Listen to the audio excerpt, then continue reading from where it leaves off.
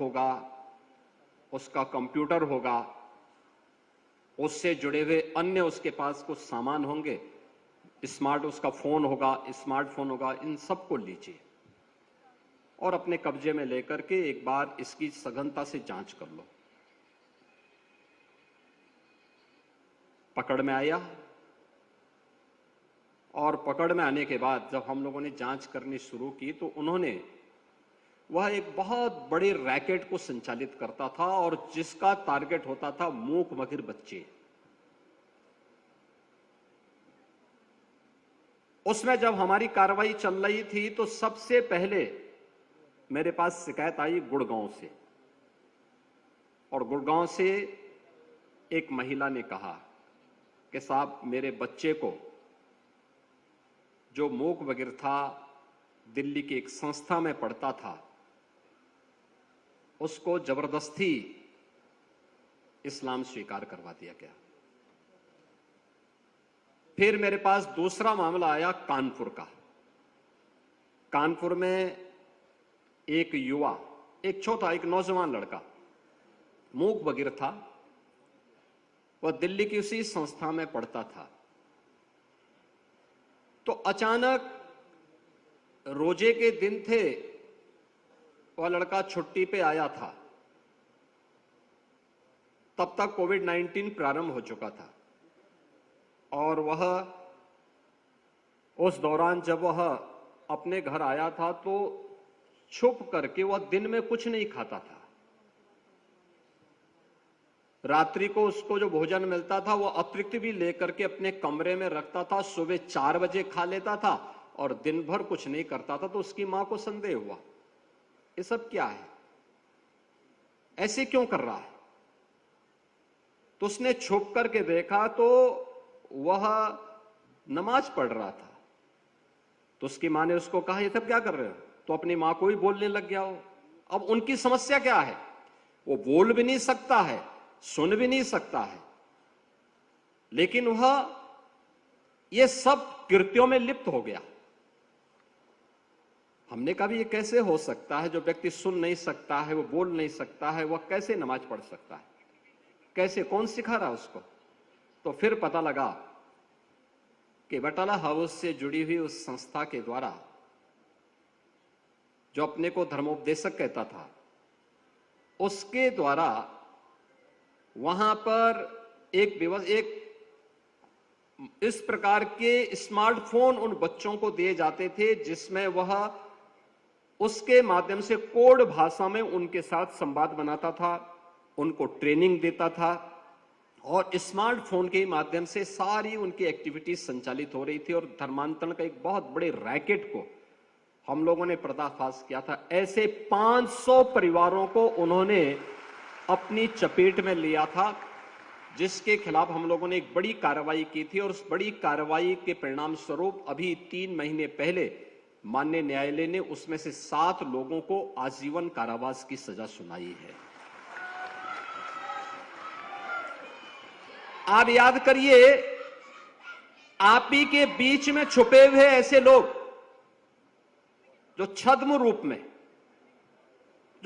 रूप में धर्मांतरण की राष्ट्र विरोधी गतिविधियों को संचालित कर रहे हैं, लेकिन हम लोग ये मानते हैं कि ये लोग सपोर्ट कर रहे हैं। वे सपोर्ट नहीं कर रहे हैं, वे सेवा की सौदेबाजी कर रहे हैं।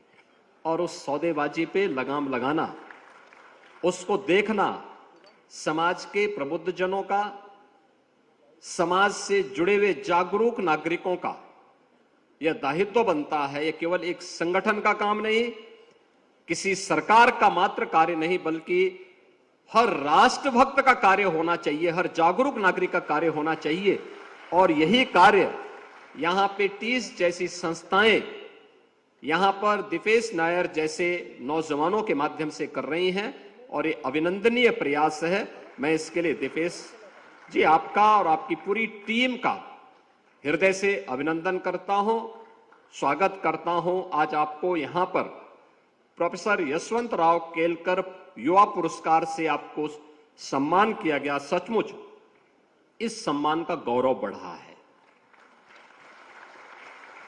क्योंकि छद्म रूप से जो लोग हमारे बीच में हमारे ही लोगों को तोड़ करके धर्मांतरण की राष्ट्र विरोधी गतिविधियों को बढ़ावा देने के लिए जिस प्रकार के षड्यंत्र कर रहे हैं, उनके एक बड़े नेटवर्क को आपने एक ब्रेकर दे दिया है अपने संस्था के माध्यम से कि नहीं, आप आगे नहीं बढ़ सकते, ये लक्ष्मण रेखा है।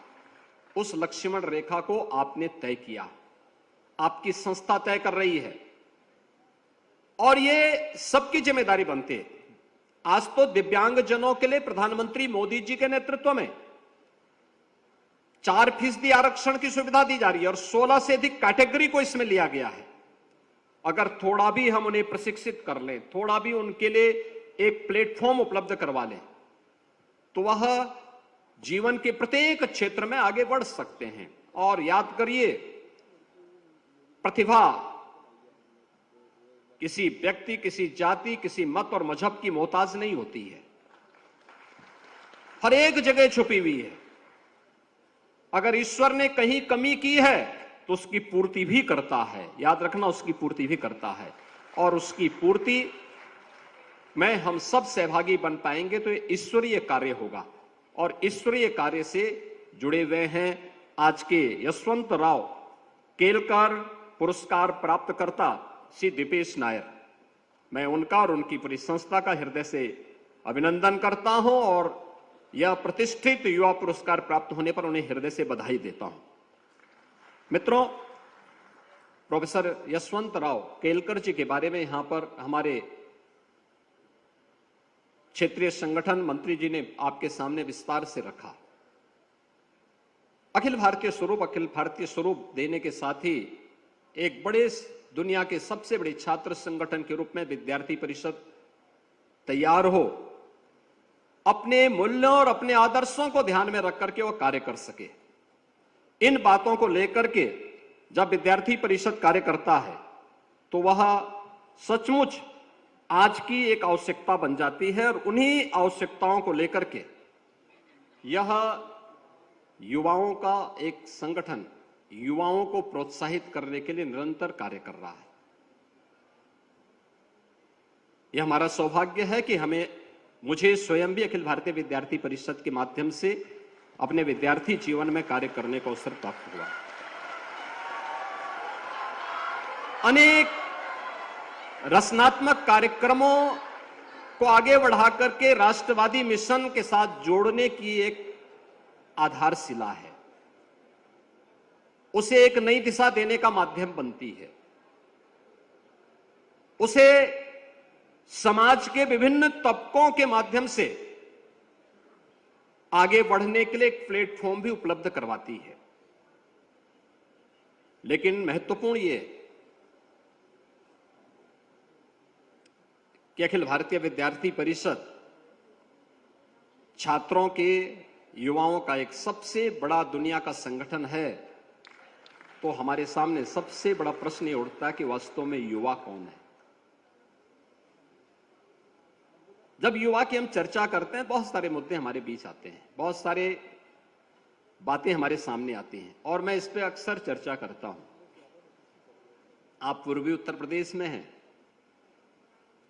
1857 की क्रांति, प्रथम स्वातंत्र समर को आगे बढ़ाने वाले, 80 वर्ष की उम्र में अंग्रेजों के खिलाफ उस युद्ध को प्रखरता के साथ लड़ने वाले,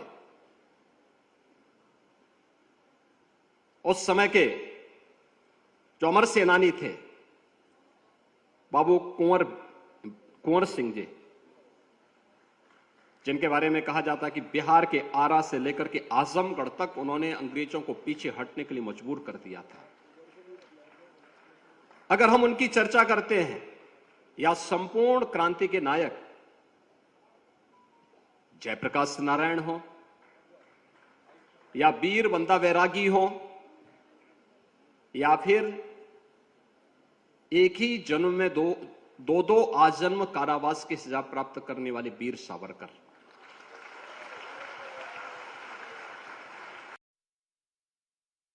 योगी आदित्यनाथ को आप सुन रहे थे, जहां पर एबीवीपी के 17वें अधिवेशन में वे शामिल रहे। और संबोधन करते हुए नजर आए।